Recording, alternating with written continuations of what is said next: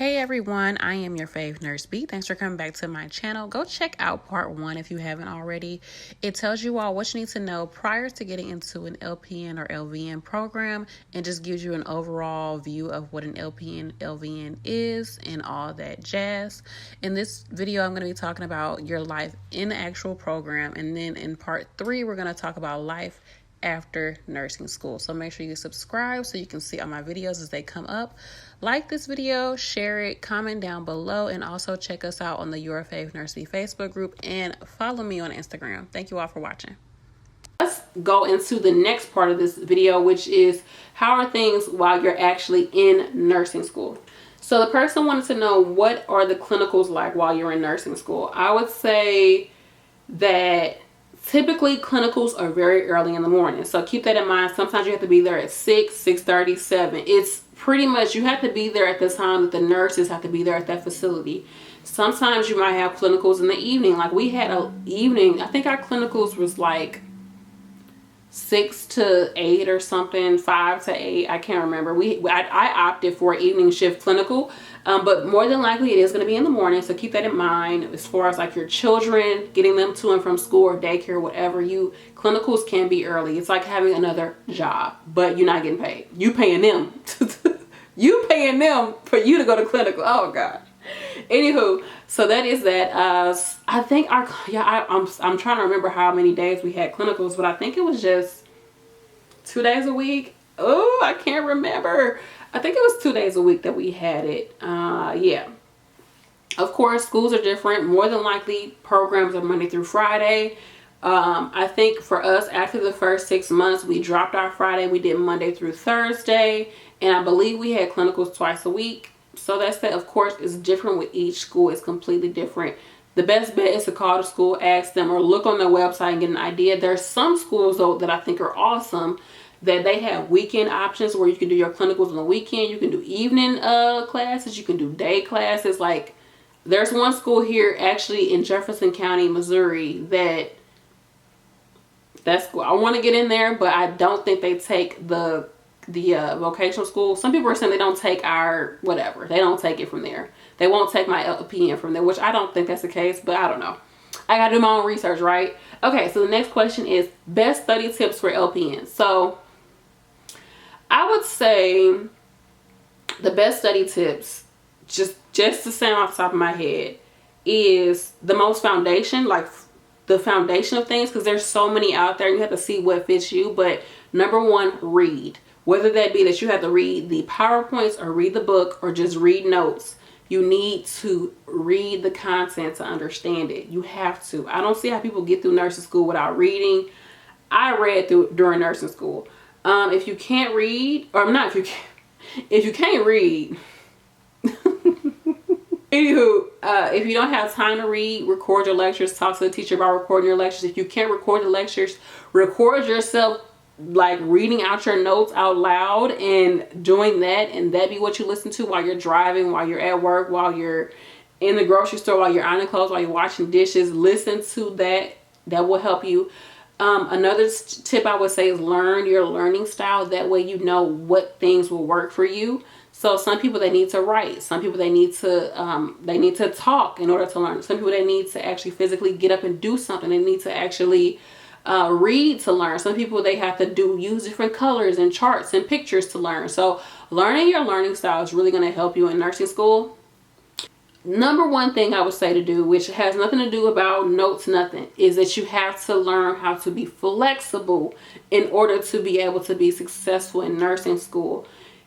In one class, flashcards are going to work. In another class, concept maps are going to work. In another class, it's not nothing of that. You're going to have to just sit there, read the book, and do NCLEX style questions. That's all that you're going to have to do to get through that class. You have to learn how to be flexible and be like, okay, I took this test, I bombed it. This is how I studied, I did it wrong.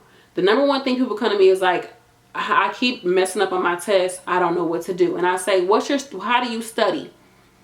Typically what they say is, I read the book and I take notes. Okay, that's not working for you. It's not.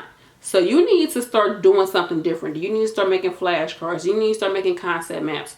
Do you need to just get into a good study group? Get with people who actually can help you to learn this, who are a little bit, you know, who are grasping the information a little bit better than you, that can help you get through it. Do you need to actually go talk to the professor? A lot of people don't talk to their teachers. Now, I know some of these teachers suck, but at the end of the day, you are paying them to teach you. So go talk to your professor. Say, I do not understand this. Don't just go to them and say, I don't get it. Say, look, this is how I studied. And when it came to me answering the questions, this is how I was thinking. Can you help me to show me what I need to do, how I should start thinking? How should I approach this material? Because when you just come to somebody and say, I don't get it, like, you're not really giving them that much to work with. So go to your professors, talk to them, open your mouth, do it early on. Don't wait till the end when you only have one more test to do and you're going to fail if you don't pass that test. You need to talk to your teachers, talk to other people in the class who you know are doing well. Like, hey, how are you studying? Any tips? Da da da da. Let me know how you're doing this. Don't just go to them and be like, can I get your notes? Like, no, you need to actually open. All right, so those are my study tips, but of course, go check out these videos.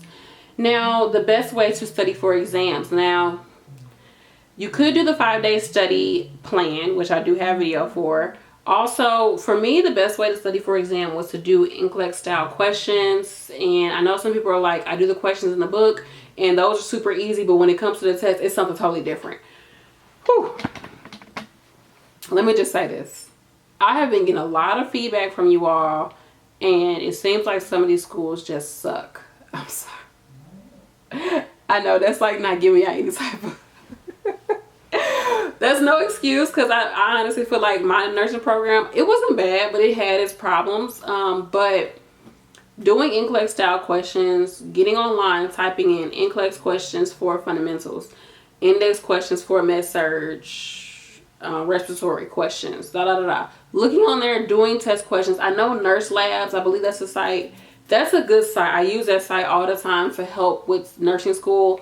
And look at the rationale, so you actually know. Even look at the rationale for stuff you got right, so you know, okay, this is why I got it right. Because you might think the answer is right because of one way of thinking, and then you look at it and the person's like, this is why it's right. You're like, oh, I didn't even think about it like that. So it helps you to start thinking and shifting your mind towards how you're supposed to be thinking, especially with NCLEX. So just do as many study questions as possible. That's actually how we did our study groups, was freaking NCLEX style questions. So that's, I would say, is the best way to study for exams, and also to break up the material over a few days, which we talk about in the 5-day study plan video. All right, so number 3 is, I don't even know what number we're on.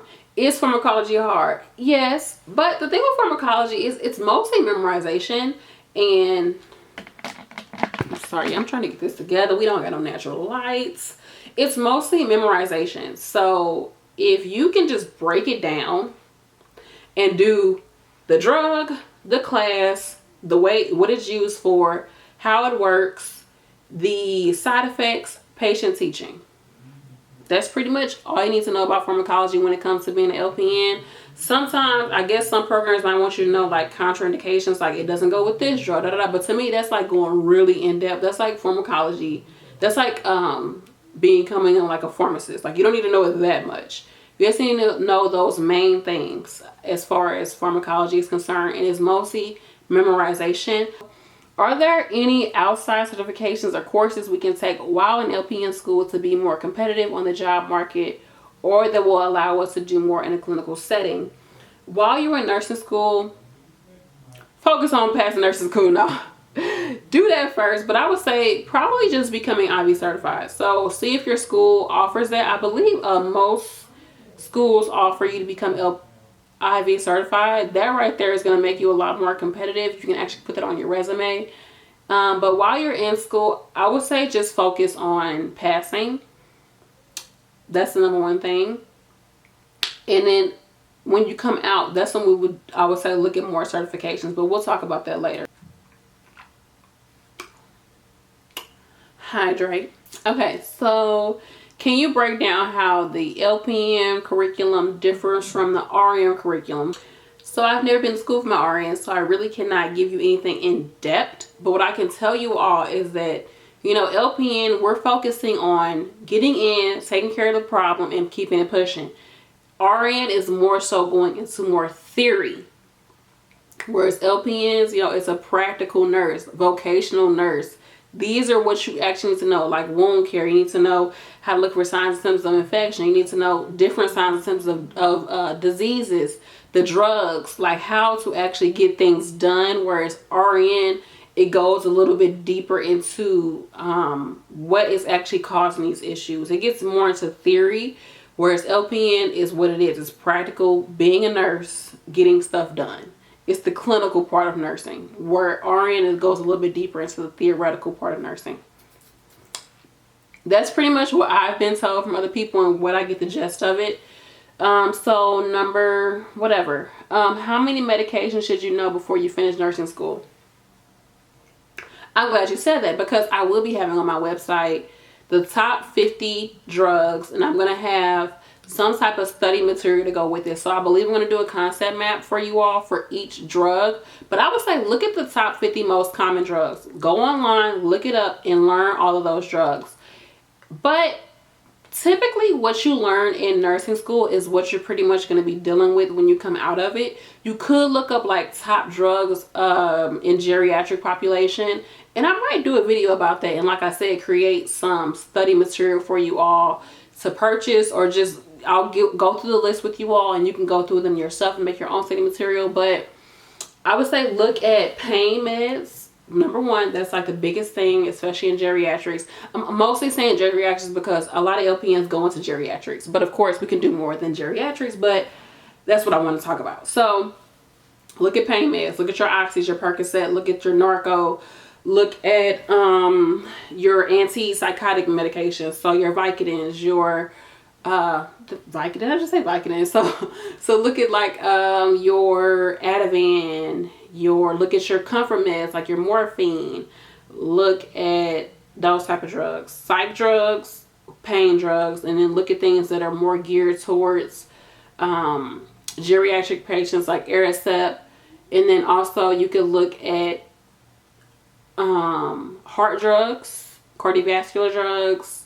There's some like not long-term, but like chronic illnesses that you want to look at. So look at the drugs for like MS, for Parkinson's disease, so the carbidopa, levodopa. Look at those type of drugs, but they're going to come up while you're in nursing school. But looking at the top 50 drugs, I think would be a pretty good start, because a lot of your long-term care patients are going to be taking, you know, metoprolol. They're going to be taking Aricept, like I said. They're going to be taking Tylenol. They're going to be taking the aspirin 81 milligrams, those type of things. And they're going to need pain medication more than likely. So I would say those are some of the drugs you should know. But I wouldn't get so hung up on like, I got to know these before I graduate, because as you're working and as you are a new nurse, you can look up drugs that you don't know. If you don't know a drug, look it up while you're at work, or just take a little notepad to work and write down a drug that you come across that you don't get. I do that now, even as a veteran nurse. I do that because I want to know, I want to be on top of things. So don't get too hung up on it. Don't get too bogged down. But I don't know anything, because you're not going to know anything when you graduate. I'm just saying. But I do believe there are certain things that you need to master and understand before finishing nursing school. All right, so what is the best shift to work as a new nurse? Now, this is getting into life as a new nurse. What you need to know once you get out of nursing school, some things you should know. All right, you all, real quick, something else that I did want to add to this video is that I get a lot of questions about, should I do LPN, RN, or should I go get my BSN, yada, yada, yada. So I did not want to go into too much detail in this video, because I'm talking mostly about LPN and everything you need to know about it. But I did want to talk about it a little bit and basically say that it really does depend on your lifestyle, your family size. Are you working? How old you are?